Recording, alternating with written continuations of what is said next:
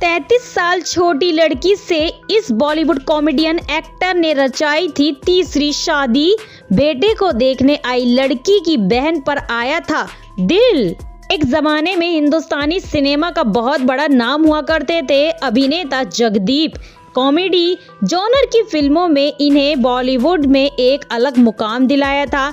Sholay film में इनका निभाया सुरमा भोपाली का किरदार भला कौन भूल सकता है। सुरमा भोपाली के किरदार को जगदीप ने कुछ इस अंदाज में जिया कि उनका नाम बॉलीवुड के इतिहास में अमर हो गया। आज जगदीप हमारे बीच नहीं है, लेकिन उनकी कई कहानियां हैं जो हमेशा कही जाती रहेंगी। आज जगदीप की जिंदगी और उनके फिल्मी करियर से जुड़ी कुछ अनसुनी कहानियां बताएंगे। जो लोग जगदीप की कॉमेडी को पसंद करते हैं उन्हें ये कहानियां जरूर पसंद आएंगी। ऐसे सैयद अहमद बने जगदीप। जगदीप का असली नाम सैयद अहमद था। क्योंकि छोटी उम्र से ही जगदीप ने फिल्मों में काम करना शुरू कर दिया था, तो साल 1953 में आई फिल्म फुटपाथ से सैयद अहमद का नाम जगदीप पड़ा था। इत्तेफाक से इस फिल्म में इनके कैरेक्टर का नाम भी जगदीप था।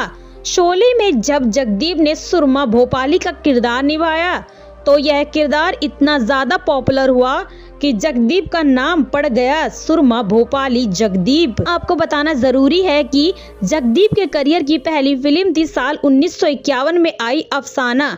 इस फिल्म में यह चाइल्ड आर्टिस्ट के हैसियत से नजर आए थे। इसके बाद 1952 की धोबी डॉक्टर, 1952 की आसमान, 1953 की शहंशाह पापी और लैला मजनू में भी चाइल्ड आर्टिस्ट के तौर पर इन्होंने काम किया था और इन सभी फिल्मों में इन्हें मास्टर मुन्नू के नाम से क्रेडिट दिया गया था। हालांकि पहली ही अफसाना में इन्हें कोई क्रेडिट नहीं दिया गया था। ऐसे हुई फिल्मी सफर की शुरुआत। जगदीप का जन्म हुआ था 29 मार्च 1939 को मध्य प्रदेश के दतिया जिले में। यह जब छोटे ही थे तो इनके पिता सैयद हुसैन जाफरी पिता का देहांत हो गया था। इत्तेफाक से उसी दौरान भारत को अंग्रेजों की गुलामी से आज़ादी भी मिली थी। गरीबी से तंग इनकी मां कनीज जाफरी अपने बच्चों को लेकर उस जमाने के बॉम्बे यानी मुंबई आ गईं। मां ने कोशिश की अपने बच्चों को अच्छी तरह से पढ़ा लिखा सके। उन्होंने सभी बच्चों को सरकारी स्कूल में दाखिला कराया और खुद जी तोड़ मेहनत करने लगी। मां को दिन रात मेहनत करते देख सैयद अहमद उर्फ जगदीप ने पढ़ाई छोड़ दी और सड़कों पर साबुन बेचना शुरू कर दिया था। साबुन बेचने के अलावा जगदीप ने कई दूसरे काम भी किए थे, जैसे गुब्बारा बेचना, फैक्ट्री में काम करना वगैरह वगैरह। एक दफा सड़क पर यह पतंग बेच रहे थे जब एक कास्टिंग डायरेक्टर की नज़र इन पर पड़ी और वो इन्हें अफसाना फिल्म में काम करने के लिए अपने साथ ले गए। पहली फिल्म से इन्हें 6 रुपए मिले थे, जो उस जमाने में बड़ी रकम हुआ करती थी। जब महमूद खान से भिड़ गए जगदीप, साल 1954 में एक फिल्म आई थी जिसका नाम था डंका। उस जमाने की दिग्गज अदाकारा निम्मी यह फिल्म खुद प्रोड्यूस कर रही थी, लेकिन शूटिंग शुरू होने के कुछ ही दिन बाद फाइनेंस की परेशानियों के चलते यह फिल्म बंद भी करनी पड़ गई। बाद में महबूब खान ने यह फिल्म कंप्लीट करने की जिम्मेदारी ले ली। जगदीप भी इस फिल्म का हिस्सा थे और उन दिनों जगदीप की उम्र 12 साल थी। शुरू में तय हुआ था कि जगदीप को हर दिन 50 रुपए के हिसाब से भुगतान किया जाएगा, लेकिन शूटिंग कंप्लीट होने के बाद जगदीप को 25 रुपए रोज के हिसाब से पेमेंट दी गई। नन्हे जगदीप को यह बात पसंद नहीं आई। वो 50 रुपए रोज के हिसाब से पैसे लेने पर अड़ गए और कास्टिंग डायरेक्टर से उनकी बहस होने लगी। इत्तेफाक से उसी वक्त वहां महबूब खान भी आ गए। महबूब खान को जगदीप का बहस करना पसंद नहीं आया। उन्होंने जगदीप को अपने ऑफिस में बुलाया और कहा, सुन लड़के, इतना चिल्लाने वालों को हम अपनी फिल्म में नहीं लेते हैं। यह सुनकर जगदीप की आंखों से आंसू आ गए। वो रोते हुए बोले, महबूब साहब, आप अगर काम नहीं देंगे तो क्या मुझे काम नहीं मिलेगा? महबूब खान को जब असली बात पता चली तो उन्हें जगदीप पर बहुत तरस आया। उन्होंने जगदीप से कहा, फिक्र मत करो, अब से तुम्हारे हर रोज के 50 रुपए ही मिलेंगे और मेरी हर फिल्म में भी तुम्हें काम दिया जाएगा। दिलीप कुमार ने की थी भविष्यवाणी। साल 1953 में आई दिलीप कुमार की फिल्म फुटपाथ में जगदीप ने एक छोटा सा रोल किया था। उस सीन में इन्हें सिर्फ रोना ही था। नन्हे जगदीप ने रोने का वो सीन बहुत ही खूबसूरती से निभाया। खुद दिलीप कुमार भी जगदीप के कायल हो गए। उन्होंने जगदीप को 10 रुपए इनाम में भी दिए। शूटिंग खत्म होने के बाद दिलीप कुमार जगदीप से बोले, बच्चे तुम कहाँ रहते हो? आओ मेरी गाड़ी में बैठो, मैं तुम्हें घर छोड़ दूंगा। जगदीप दिलीप साहब के साथ गाड़ी में बैठ गए।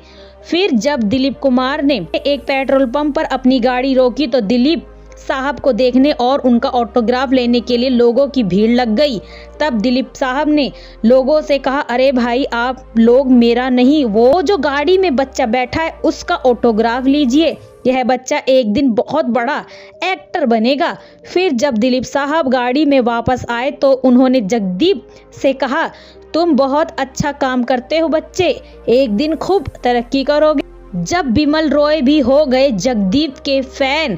2 बीघा जमीन वो पहली फिल्म थी जिसमें जगदीप को पहचान मिलनी शुरू हुई थी। हालांकि फुटपाथ और धोबी डॉक्टर जैसी फिल्मों से फिल्म इंडस्ट्री के लोग तो उन्हें बखूबी जानने पहचानने लगे थे, लेकिन सिने प्रेमियों का जगदीप पर ध्यान जाना शुरू हुआ विमल रॉय की 2 बीघा जमीन से। दरअसल फिल्म धोबी डॉक्टर्स में भी जगदीप ने रोने का एक सीन बहुत बढ़िया अंदाज में किया था। इत्तेफाक से बिमल रॉय ने वो सीन देखा और उन्हें जगदीप की एक्टिंग बहुत पसंद आई। उन्होंने तभी फैसला कर लिया था कि 2 बीघा जमीन में वो इसी लड़के को जरूर लेंगे। इस फिल्म की शूटिंग के लिए पूरी यूनिट के साथ जगदीप कलकत्ता गए। फिल्म में जगदीप को कलकत्ता की सड़क पर बूट पॉलिश करके गुजारा करने वाले लड़के का रोल करना था। एक सीन की शूटिंग कलकत्ता की किसी सड़क पर हो रही थी, लेकिन वो सीन बहुत डल जा रहा था। किसी को भी उस सीन में मजा नहीं आ रहा था। तभी जगदीप ने बिमल रॉय से कहा, क्यों ना यहाँ पर कोई गाना डाला जाए। लेकिन बिमल दा ने कहा कि यहाँ कोई फिल्मी गाना तो बिल्कुल भी नहीं डाला जाएगा। तब जगदीप ने बोले, मैं फिल्मी गाने की बात नहीं कर रहा हूँ, अगर मैं अपने डायलॉग्स को गाकर बोलूँ तो कैसा रहेगा। बिमल रॉय को जगदीप का यह आइडिया पसंद आया। उन्होंने जगदीप को ऐसा करने की इजाज़त दे दी और फिर जब जगदीप ने उस सीन में एक्टिंग की तो बिमल रॉय बहुत खुश हुए। उन्होंने जगदीप का माथा चूम लिया। सुनील दत्त से पहली मुलाकात। 2 बीघा जमीन की प्रीमियर मुंबई के मशहूर मेट्रो सिनेमा में हुआ था। यह वो दौर था जब बलराज दत्त उर्फ सुनील दत्त कोई एक्टर नहीं बल्कि रेडियो हुआ करते थे और अक्सर फिल्मी कलाकारों का इंटरव्यू लेने फिल्मों के प्रीमियर में आते रहते थे। 2 बीघा जमीन की प्रीमियर के दौरान जब बलराज दत्त ने जगदीप को देखा तो कहा कि अभी तक मैंने किसी बच्चे का इंटरव्यू नहीं लिया है।